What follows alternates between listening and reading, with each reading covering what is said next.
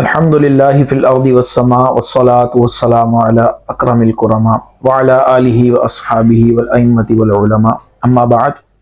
فاعوذ باللہ من الشیطان الرجیم بسم اللہ الرحمن الرحیم یا ایہا الذین آمنوا کتب علیکم الصیام کما کتب علی الذین من قبلکم لعلکم تتقون آمنت باللہ صدق اللہ العظیم وصدق رسولہ النبی الکریم الامین وَنَحْنُ عَلَى ذَلِكَ لَمِنَ الشَّاهِدِينَ وَالشَّاكِرِينَ وَالْحَمْدُ لِلَّهِ رَبِّ الْعَالَمِينَ۔ تمام ہی دیکھنے اور سننے والوں کو السلام علیکم ورحمۃ اللہ وبرکاتہ۔ الحمدللہ رمضان کی آمد ہے اور اس رمضان کے اندر رب تبارک و تعالی کی طرف سے خاص رحمتوں اور برکتوں کا نزول ہوتا ہے۔ سامعین محترم، رمضان کے آنے سے پہلے رمضان کی تیاری انتہائی ضروری ہوتی ہے۔ جس طرح ہم اپنے گھر میں اگر کوئی خاص مہمان آنے والا ہو تو اس کے لیے تیاریاں کر کے رکھتے ہیں، اس کے لیے طرح طرح کے پکوان بناتے ہیں، اس کے لیے گھر کو سجاتے ہیں، گھر کو صاف صفائی گھر کی کرتے ہیں۔ اسی طریقے سے رمضان المبارک سال میں ایک مرتبہ آنے والا وہ اللہ کا خاص مہمان ہے کہ جو نہ صرف ہماری بخشش و مغفرت کرواتا ہے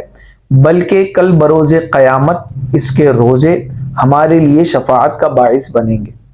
سامعین محترم، یہ رمضان وہ مہینہ ہے کہ جس کے لیے رب تبارک و تعالی نے قرآن میں ارشاد فرمایا، شہر رمضان الذی انزل فیہ القرآن ھدی للناس وبینات من الھدی والفرقان۔ اس رمضان کو دو بڑی اہم فضیلتیں حاصل ہیں۔ ایک تو یہ کہ قرآن پاک اس کے اندر نازل ہوا، شروع بھی ہوا اور اختتام بھی اسی مہینے کے اندر ہوا، اور ساتھ ہی ساتھ اس کے اندر روزوں کو فرض کیا گیا۔ ان روزوں کو فرض شعبان میں 2 ہجری میں کیا گیا، اور ایک تاریخ کا ایک واقعہ اس کو سمجھ لیں یا تحقیق سمجھ لیں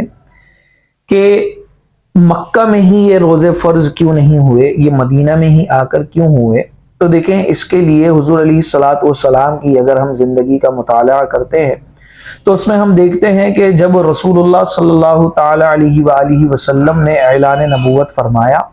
تو آپ نے 10 سال تک لوگوں کے عقائد پر کام کیا، اور اس وقت جو مسلمان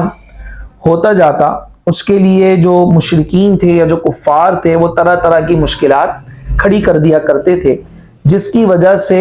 ان کا سکون میسر آنا ان کے لیے ممکن نہ تھا۔ لیکن جیسے ہی وہ مدینہ شریف تمام لوگوں نے ہجرت کی تو اب ان کے لیے ایک سکون کا معاملہ ہو گیا، اب ان کے لیے جو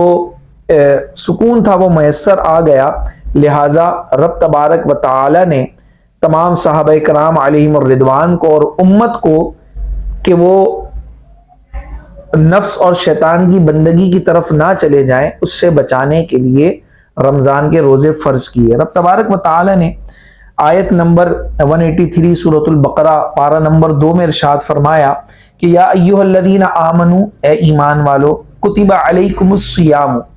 تم پر روزے فرض کیے گئے، کما کتب علی الذین من قبلکم، جس طرح تم سے پچھلوں پر فرض کیے گئے تھے، لعلکم تتقون، تاکہ تم تقوی حاصل کر سکو۔ پتہ یہ چلا کہ یہ روزے، ابھی رمضان کی بات نہیں ہو رہی، صرف روزے،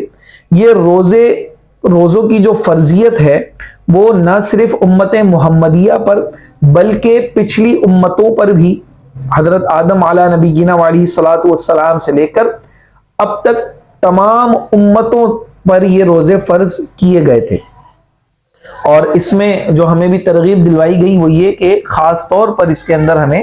تقوی حاصل ہوتا ہے، جس کی وجہ سے یہ ہم پر فرض کیے گئے۔ اس سے پہلے کہ میں آپ کو روزے کی فضیلت بتاؤں یا رمضان کی فضیلت بتاؤں، آپ کو ایک بات اس حوالے سے سمجھنا ضروری ہے کہ روزہ کہتے کسے ہیں۔ اس حوالے سے حدیث مبارکہ جس کا مفہوم ہے کہ ہر چیز کی ایک زکوٰۃ ہوتی ہے، اور بدن کی جو زکوٰۃ ہے وہ روزہ ہے۔ اس کے اندر ہوتا کیا ہے کہ فجر سے لے کر، جیسے ہی فجر کا وقت شروع ہوتا ہے، فجر سے لے کر غروب آفتاب تک روزے کی نیت سے اپنے آپ کو کھانے پینے اور جماع سے روکنا، یہ روزہ کہلاتا ہے۔ اب دیکھیے کہ عام دنوں میں وہ چیز جو حلال ہوتی ہے، وہ چیز جس کو کھانا، رب تبارک و تعالی نے قرآن میں ارشاد فرمایا کہ تم وہ کھانے کھاؤ جو رب تبارک و تعالی نے تم پر حلال کیے ہیں، حلال روزی میں سے کھاؤ۔ تو حلال روزی بھی ہوتی ہے، حلال کھانا بھی ہوتا ہے، حلال پینا بھی ہوتا ہے، یہاں تک کہ ہمارے لیے جماع کرنا بھی حلال ہوتا ہے اپنی بیویوں سے۔ لیکن اس روزے کے اندر، رمضان کے اندر، اور جب بندہ روزے سے ہو اس کے اندر، اس نے اپنے آپ کو ان حلال چیزوں سے بھی بچانا ہوتا ہے تاکہ وہ تقوی حاصل کر سکے۔ اور یہ ایک طریقے سے پریکٹس ہوتی ہے کہ جب ہم ساری چیزیں سامنے موجود ہونے کے باوجود بھی رب کا اذن نہیں ہے، اس کا حکم نہیں ہے، تو ہم حلال کو ہاتھ نہیں لگا رہے، چاہے جائے کہ ہم حرام کی طرف جائیں۔ تو اس حرام سے اور مشکوک اور شک و شبہ والی چیزوں سے بچنے کے لیے تقوی حاصل کرنا ہے، اور تقوی حلال چیزوں سے بھی اور رک کر حاصل ہوتا ہے۔ پھر اسی کے ساتھ روزوں کی فضیلت کے حوالے سے اور خاص طور پر رمضان کے حوالے سے حضور علیہ الصلوۃ والسلام نے ارشاد فرمایا کہ جب رمضان آتا ہے تو رحمت کے دروازے کھول دیے جاتے ہیں اور جہنم کے دروازے بند کر دیے جاتے ہیں اور شیاطین زنجیروں میں جکڑ دیے جاتے ہیں۔ تو اس بات سے آپ اندازہ لگائیں کہ جب شیاطین بھی بند ہو گئے، جب سرکش جنات بھی بند ہو گئے، تو اب اگر کوئی شخص گناہ کرتا ہے تو وہ اس کے اپنے نفس کی بدبختی ہوتی ہے، اپنے نفس کی برائی ہوتی ہے، وہ خود سے یہ کام کر رہا ہوتا ہے، اس کے اندر شیطان کا عمل دخل نہیں ہوتا۔ اور چونکہ رمضان میں جو ثواب ہوتا ہے، اس کا جو نیکیاں ہیں، اس کا جو اجر ہے، وہ 70 گنا تک بڑھا دیا جاتا ہے۔ نفل کا ثواب فرض کے برابر، فرض کا ثواب 70 گنا تک۔ تو چونکہ اس کے اندر ثواب بڑھایا جا رہا ہے، تو اسی طرح اس کے اندر گناہ کا بھی معاملہ ہے کہ جو شخص اس کے اندر گناہ کرتا ہے اس کے لیے بہت زیادہ بدبختی ہوتی ہے۔ پھر اسی طرح رمضان کے اور رمضان کے روزوں کے حوالے سے حضور علیہ الصلوۃ والسلام نے ارشاد فرمایا کہ یہ مہینہ آیا، اس میں ایک رات 1000 مہینوں سے بہتر ہے۔ جو اس سے محروم رہا وہ ہر چیز سے محروم رہا، اور اس کی خیر سے وہی محروم ہوگا جو پورا محروم ہے۔ پھر ایک اور حدیث مبارکہ کے تحت ہمیں بتایا جاتا ہے کہ اس کا جو شروع ہے وہ رحمت ہے، اس کا جو وسط ہے، اس کا جو درمیانہ حصہ ہے، جو 10 روزے ہیں بیچ کے، وہ مغفرت ہے، اور آخر کے جو 10 روزے ہیں، جو اس کا آخر ہے، وہ جہنم سے آزادی کا عشرہ کہلاتا ہے۔ سامعین محترم، اس حوالے سے یہ بھی یاد رکھیں کہ رمضان کی ہر رات میں روزانہ کی بنیاد پر کئی لوگ بخش دیے جاتے ہیں، اور یہ سلسلہ چاند رات تک جاری رہتا ہے، اور چاند رات میں بھی یہ سلسلہ ختم نہیں ہوتا۔ اس کے حوالے سے حضور علیہ الصلوۃ والسلام نے ارشاد فرمایا،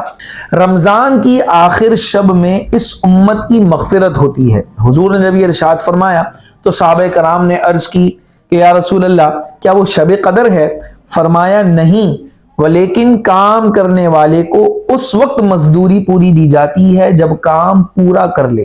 تو پتہ یہ چلا کہ جیسے ہی رمضان کی پہلی مغرب ہو جاتی ہے، وہاں سے لے کر جو چاند رات کی فجر ہے، وہاں تک یہ سلسلہ رحمتوں کا، برکتوں کا اسی طرح ہم پر نازل ہوتا رہتا ہے۔ سامعین محترم، اس رمضان کو چونکہ اس کے اندر بہت سی خوبیاں ہیں، یہ مہمان بن کر آیا ہے، اس کے اندر رحمت ہی رحمت ہے۔ اور یہ بھی یاد رکھیے کہ حضور علیہ الصلوۃ والسلام کا ارشاد ہے کہ بدبخت ہے وہ شخص کہ جو رمضان پائے، جس کو رمضان ملا اور وہ اپنی مغفرت نہ کر پایا۔ لہٰذا اس مہینے کے اندر خاص طور پر گناہوں سے ہمیں بچنا چاہیے، ہمیں ہر نیک کام کرنا چاہیے، جیسے ان نیک کاموں میں تلاوت قرآن پاک ہے، صدقہ و خیرات ہے، جو دیکھیں فرض ہے وہ تو کرنا ہی کرنا ہے، یعنی کہ رمضان کے روزے رکھنے ہی رکھنے ہیں، آپ نے نمازیں پڑھنی ہی پڑھنی ہے۔ اس میں ایک اور بات کا اہتمام یہ کریں کہ آپ نماز با جماعت ادا کریں، اسی طرح آپ تلاوت قرآن پاک صبح شام کریں۔ ایسا نہ ہو کہ آپ اس کو بس ختم کرنے کے در پہ ہوں، آپ بس اس کو ختم کرنا چاہ رہے ہوں کہ جلد سے جلد قرآن ختم ہو جائے، نہیں، آپ بھلے ایک صفحہ پڑھیں، ایک لائن پڑھیں، لیکن اس شوق کے ساتھ پڑھیں کہ یہ قرآن کل بروز قیامت ہماری شفاعت فرمائے گا۔ اور آپ دیکھیے کہ قرآن پاک کا ایک لفظ پڑھنے سے، ایک کلمہ پڑھنے سے، ایک حرف پڑھنے سے آپ کو 10 نیکیاں ملتی ہیں، اور جتنے زیادہ، یعنی کہ الف ایک کلمہ، لام ایک کلمہ، میم ایک کلمہ، صرف الف لام میم پڑھنے پر آپ کو 30 نیکیاں مل رہی ہیں۔ تو اگر آپ پورا قرآن پڑھیں تو کتنی نیکیاں ہوں، اور رمضان میں اگر وہ قرآن پڑھا جائے تو چونکہ اس کا ثواب ویسے ہی بڑھا دیا جاتا ہے، تو آپ گمان نہیں کر سکتے، اپنی سوچ میں نہیں لا سکتے کہ رب تبارک و تعالی اس میں کتنا خیر و برکت اور کتنا ثواب اس کے اندر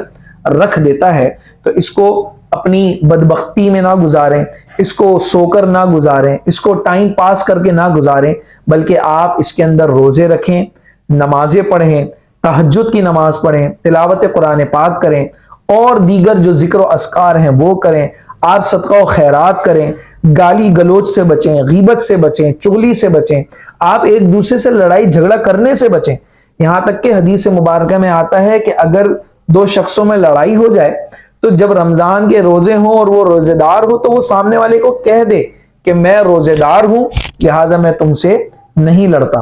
اور اس میں آپ دیکھیں گے جو چھوٹی سے چھوٹی نیکی جو آپ اچھی نیت کے ساتھ کر سکتے ہیں، جو آپ پر بوجھ نہ ہو، اس کو لازمی ادا کریں۔ انشاءاللہ العزیز رب تبارک و تعالی اس ماہ رمضان کو ہمارے لیے ایک خیر و برکت والا اور انشاءاللہ شفاعت والا بنائے گا۔ لیکن یہ بھی یاد رکھیے کہ یہ رمضان آپ سے روٹ کر نہیں جانا چاہیے، اور جب یہ رمضان گزر جائے تو یہ نہیں سمجھیے گا کہ بھائی اگلے رمضان میں کچھ کر لوں گا۔ اس رمضان کو اپنا آخری رمضان سمجھیے۔ رب تبارک و تعالی ہمیں عمل کی توفیق نصیب فرمائے۔ وآخر دعوانا ان الحمد للہ رب العالمین۔